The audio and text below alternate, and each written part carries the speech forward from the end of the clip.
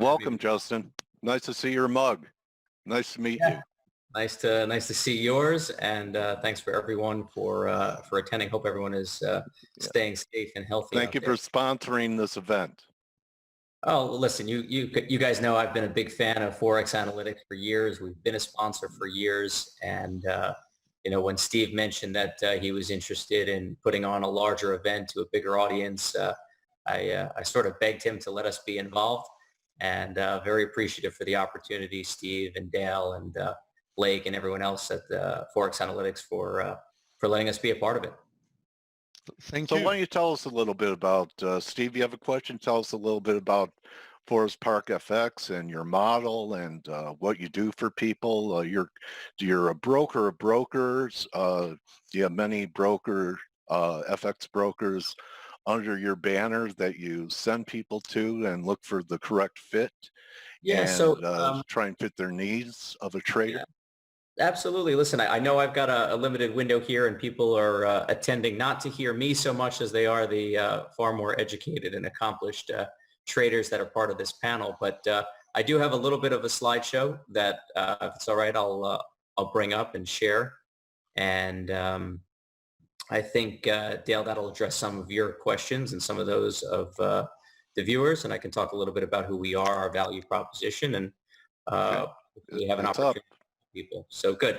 Glad you can see it. So just a quick bit of background. My name is Justin Hertzberg. I'm the founder and CEO of Forest Park FX, and we are a globally regulated introducing brokerage firm. We specialize in the over-the-counter FX market, which is part of what's made us a good partner and fit in working with Forex Analytics over the years. And just a bit of brief background on me, because for some reason, I don't think anyone intends to end up in FX, and I've joked for years I took a wrong turn somewhere and ended up here. But got a philosophy degree from Emory University a long time ago, and I joked that my only options with that degree were to become a barista or to go to law school. And so I went to law school, got my JD MBA at the University of Miami with a concentration in finance, and was counseled at that point in time that if I didn't come out of school and start working as an attorney, I would probably never have the opportunity to do so again. So I actually started my career as a securities and commercial litigator for a large firm in Florida, and quickly realized what I probably knew all along was that I was a bit more entrepreneurial than your average attorney, and started looking for something that I could do that would leverage my educational background, my interest in finance. And in 2009, I left traditional practice of law and went to go and work for an FX prop firm that was led by a former FX fund manager who at his peak had about $750 million under management, and by volume was probably one of the largest FX traders in the world. And at that point in my life, it sounded a lot sexier than being a lawyer. Made a major career change. It was really my first exposure to trading anything other than baseball cards. I got really interested in the markets, really interested in the brokerage and exchange side of trading. And from there, I worked for a couple of other firms in a variety of different capacities. And in 2013, I launched Forest Park FX, which was an NFA registered, CFTC registered introducing brokerage firm. We expanded in 2017, launching a UK office and being regulated by the FCA there. And the reason that I started this business was I wanted to find a place within financial markets where I felt we could make a difference, somewhere where I could combine my advocacy background as a lawyer with my sort of entrepreneurial interest and fascination with the markets. And FX was really the natural fit for that because it's an over-the-counter interbank market. It's not a national market system. It's not like logging into an E-Trade account or a TD Ameritrade account, and you're going to see the exact same bids and offers on shares of Facebook because that's what a national market system is. FX is still a little bit Wild West. It's still an aggregation of pricing amongst liquidity providers. And we saw that there were a lot of great educators, commentators, mentors, people that are part of this panel are providing tremendous guidance and information and understanding about the markets. But ultimately, what is a viewer, what is a subscriber, what is a newer trader supposed to do? They've got to apply that knowledge in the right context. And there wasn't a lot of information about how to do that.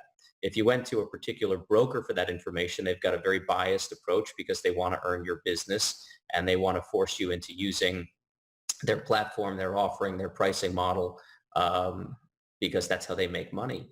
But I felt that there was really a need for someone to sort of sit in the middle that was broker agnostic, that was objective, that was actually going to try to steer people in the right direction and apply the value that they would be getting from, say, Forex analytics and all the commentary and market analysis that you provide in the right brokerage context for their particular trading needs. And, I observed through the years of being in financial services and in particular the FX space, and we noticed a lot of things that traders were doing wrong in making their brokerage decisions. And the first, and here's a short list of things that I've talked about so many times over the years, but we would see traders choosing unregulated brokers, which to me is akin to just throwing your money away. Those are nightmares waiting to happen. Very, very important. Always work with a regulated broker. We would also see people always believing what they read about a particular broker or trading platform or piece of technology.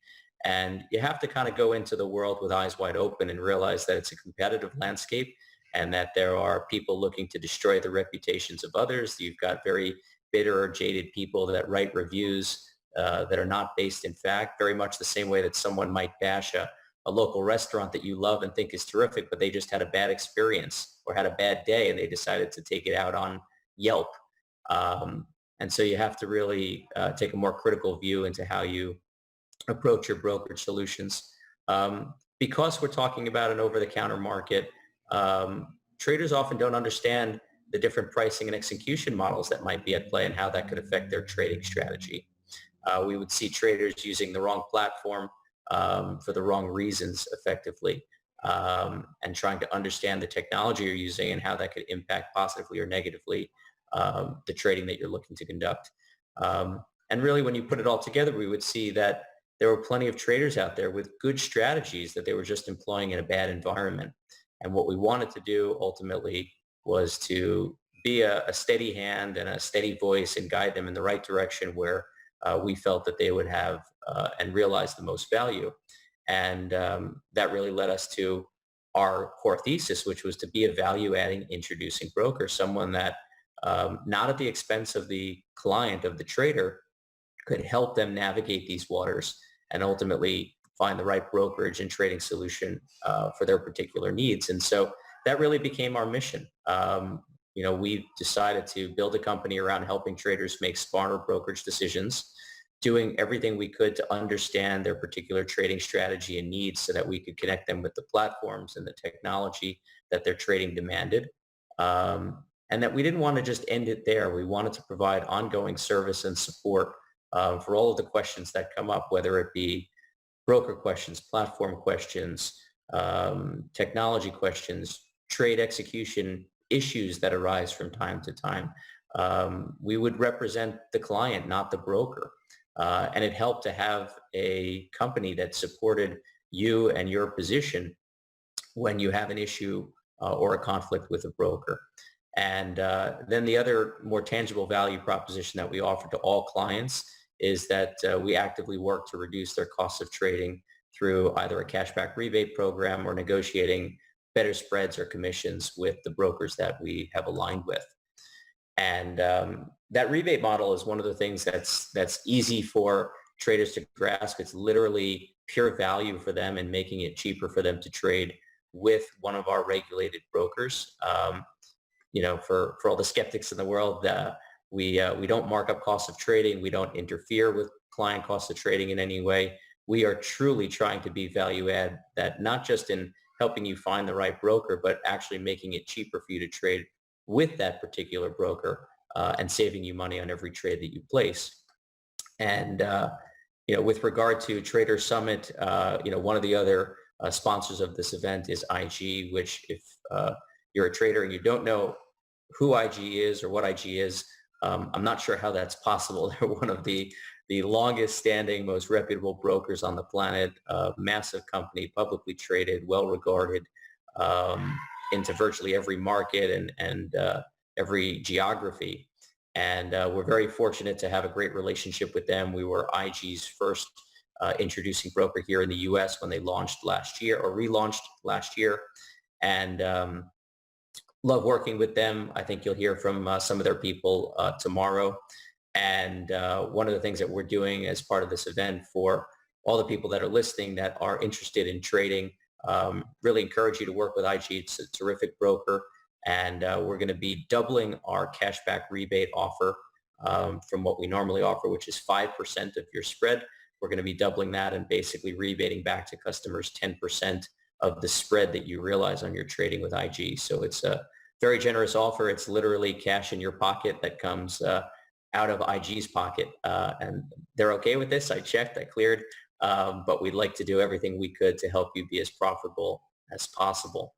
And Dale, just to address your question earlier, the brokers that we work with in the U.S., we work with the three major FX brokers, IG, Forex.com, and Oanda.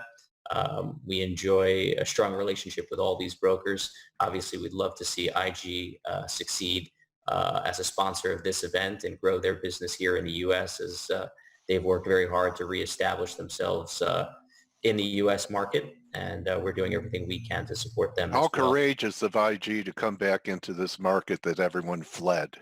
It's a undertaking. It's a tremendous capital requirement and commitment. It's a very, very onerous regulatory burden to take on. They've done it. They've done it well. They've brought in some great people. Their pricing and execution is outstanding. They're an incredibly well-capitalized firm. We're doing what we can to educate the U.S. market about the benefits of trading with IG. And so we're happy to be their first U.S. IB. But we do also work with Forex.com and Oanda, which are also terrific firms. And we do a lot of work vetting the brokers that we work with because we stand behind our recommendations. If we're going to encourage a trader to work with a particular broker, we want to make sure that that's a broker that is well capitalized, well run, well regulated, and going to provide a fair and equitable trading environment. On the non-U.S. side and through our you have a little more due diligence to do on the non-U.S. side, don't you think, Justin? Well, we certainly do, although, I will say we focus very heavily on your heavily regulated jurisdictions. So our brokers are typically those regulated by the CFTC and the NFA here in the States, the FCA and ESMA in Europe, and ASIC in Australia, which we deem to be really the toughest regulators. And if you can make it there, the likelihood of some untoward action being taken against you by a broker is minimal. We feel very confident about introducing clients to brokers in those jurisdictions. And we continue our due diligence. We continue to keep a very close watch on all the brokers we work with because our number one priority is to protect our customers and make sure that we do provide them with that fair and equitable trading environment that they deserve. And so you'll see a lot of other big names on here. Again, we work with IG in Europe and proud to have that partnership, but some other very large FX brokers as well. And so for any listeners in on Trader Summit that are interested in trading FX, or if you already have an FX account with one of these brokers or would like assistance in choosing a broker, we'd love to help you. We'd love to help you save some money in the process. We'd love to be that free resource for you for any questions that you have along the way. You can feel free to get a hold of us on our website. You've also got my email and our head of sales, Trent Hare, his email and direct dial phone number as well. Those really are our direct phone lines. I joke all the time that all the ways my wife can get a hold of me and yell at me about something, so can our clients. So I really encourage you to reach out, ask any questions that you have, and we would love to help you. And other than that, again, Dale, Steve, Blake, everyone at Forex Analytics, thank you so much for letting us be a part of this event. We're really honored to be involved. it's a tremendous lineup. I cannot believe the quality of the people that you got to participate in this. I hope we get to do this many, many times over. And unless you've got any questions for me, Dale or Steve, I'm happy to let you get back to the more intelligent people that you've got lined up to talk about markets and help people make some smart investing decisions. First of all, thank you for sponsoring, and we've been working with you, so we know from experience that the service you deliver is of the highest quality, and that's why we recommend you to our clients. Otherwise, we wouldn't at all. We do have a couple of. We trust you, bro. That is very true. That is very true. And I think that Trent and you are two of the most knowledgeable people in the industry. So I always strongly recommend people speaking to you first. We have a couple of questions. One comes from South Africa, actually. Hi, I'm from South Africa. I use a broker from here. I haven't had any big problems, but are you guys able to assist me with them?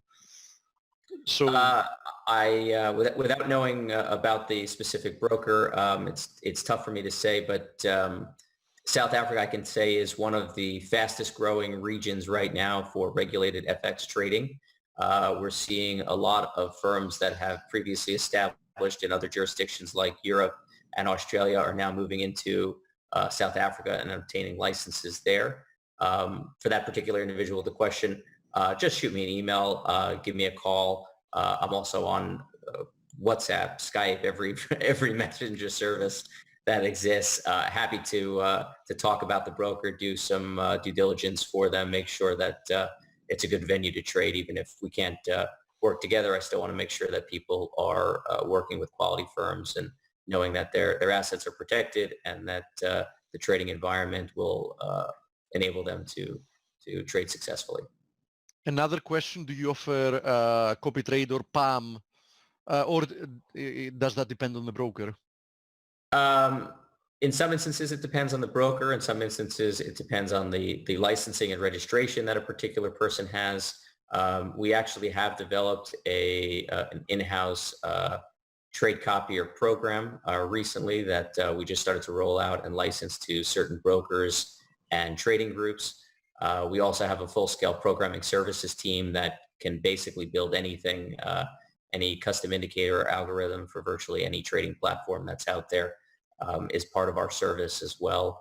But if people have specific questions about becoming a money manager, I can always put my lawyer hat on and help navigate that regulatory quagmire and give them some guidance and direction in terms of what the right thing is to do to make sure that if they are going to undertake that type of activity, they're doing so in a fully compliant manner. We also have Braddon that had recently a very bad experience with one of the US brokers. It has to do with the recent incident we had with the oil futures. He says that he was long, but he wasn't able to trade it at all after it went below $1. And his position was in essence liquidated without hitting a margin call at the expiration, and he couldn't do anything about it. So we have seen, if we're talking about a U.S. person, this would have been a futures account, not an FX account, because no CFD trading here in the States. What we have seen, and we've been following what a lot of different FCMs here in the States, or futures commission merchants have been doing here in the States. We've been following along with what their policies and procedures are with regard to some of these breakdowns in traditional correlations. We saw it, several weeks ago with the gold supply chain breaking down and how that was materially affecting gold spreads and effectively blowing people out of positions. We are now seeing, obviously, oil going negative when you factor in storage and transport costs. Different firms are taking different approaches on how to effectively manage that. There's no blueprint for this because we're really seeing things that are unprecedented.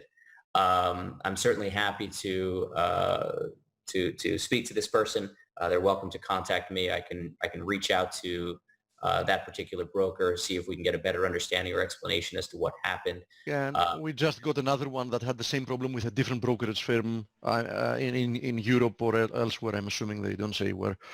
So they can contact you about that, and Yep, of you course. can help them look into it. Yeah, we're Okay. a resource, and I encourage people to take advantage of that. Perfect. Justin, it was a pleasure having you. Always a pleasure. Justin. Good luck with the rest of the conference, and I will be listening in and hopefully learning a lot. Thanks, guys. Thank you. Have a wonderful day. You too.